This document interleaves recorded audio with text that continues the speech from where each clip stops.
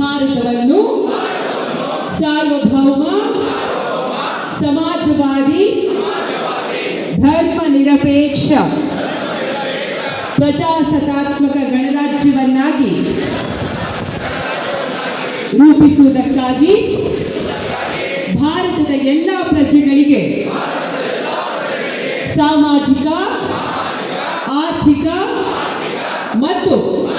ರಾಜಕೀಯ ನ್ಯಾಯವನ್ನು ವಿಚಾರ, ಅಭಿವ್ಯಕ್ತಿ, ನಂಬಿಕೆ, ಧರ್ಮ ಮತ್ತು ಉಪಾಸನೆಯ ಸ್ವಾತಂತ್ರ್ಯವನ್ನು, ಸ್ಥಾನಮಾನ ಮತ್ತು ಅವಕಾಶಗಳ ಸಮಾನತೆಯನ್ನು